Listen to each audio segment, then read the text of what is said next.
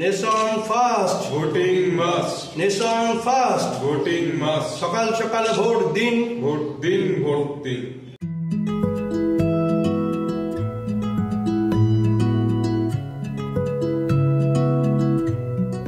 আসবেন তো শুভ মুহূর্তে।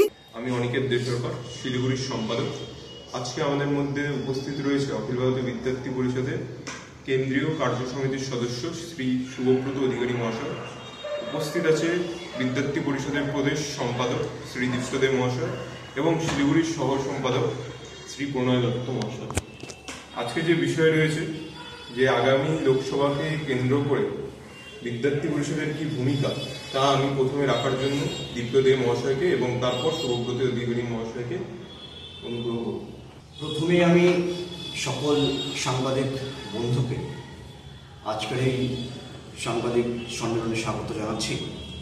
আপনারা সকলেই জানেন গণতন্ত্রের যে সবচেয়ে বড় উৎসব লোকসভা নির্বাচন, সেই লোকসভা নির্বাচন 19 তারিখ থেকে শুরু হতে চলেছে। অখিল ভারতীয় বিদ্যার্থী পরিষদ একটা অরাজনৈতিক ছাত্র সংগঠন, তারপরেও তাদের কিছু দায়িত্ব কর্তব্য রয়েছে, তো সেগুলোই আজকে তুলে ধরবার জন্য আমাদের এই সাংবাদিক সম্মেলন। আপনারা জানেন সারা বাংলা জুড়ে লাগাতার শিক্ষাক্ষেত্র থেকে শুরু করে নারীদের কোনো সুরক্ষা নেই। পুরো যে শিক্ষা দপ্তরটা যে রয়েছে, আজকে পুরো শিক্ষা দপ্তরটাই কিন্তু জেলে রয়েছে। আজকে বাংলায়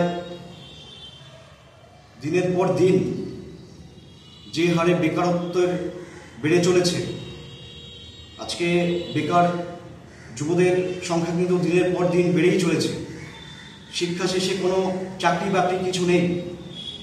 আজকে মুখ্যমন্ত্রী বলছে যে পড়াশোনার পর জব ভাসতে বলছে, তো যারা লাগাতার একটার পর একটা ডিগ্রি কমপ্লিট করছে, যারা পড়াশোনা করছে, তাদের কিন্তু কোনো চাকরি বাকরি নেই। এবং বিদ্যার্থী পরিষদ চাইছে এই যে লোকসভা নির্বাচনে 100% ভোটদান করুক। প্রথমে ভোটদান, তারপর জলপান। বিদ্যার্থী পরিষদ কিন্তু চাইছে যে প্রত্যেকেই নিজের ভোট নিজে দিক। আপনারা পঞ্চায়েত নির্বাচনে দেখেছেন কিভাবে মানুষের গণতান্ত্রিক অধিকার কেড়ে নেওয়া হয়েছে। সাধারণ মানুষ তারা কিন্তু ভোট দিতে পারেনি।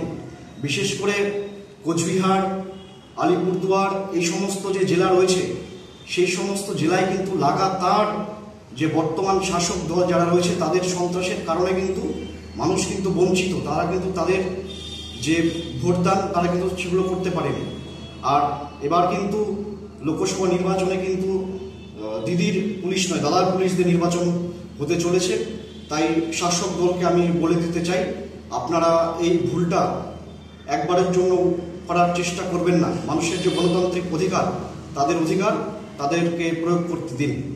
পরবর্তী যা বিষয় রয়েছে আপনাদের কাছে একটা প্রশ্ন, যে এবিভিপি কি ভূমিকা থাকবে এই লোকসভা নির্বাচনে?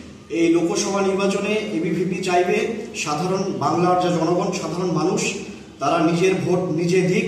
এই যে বাংলায় যে দুর্নীতি, একের পর এক দুর্নীতি, অপশাসন, সন্ত্রাস, এই সন্ত্রাসকে উপড়ে ফেলার জন্য বাংলার মানুষ ভোটদান করুক। আমার নাম দীপ্তদেব দেব,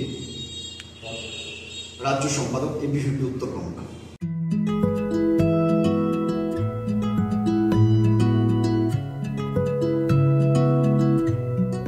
আসবেন তো শুভ মুহূর্তে।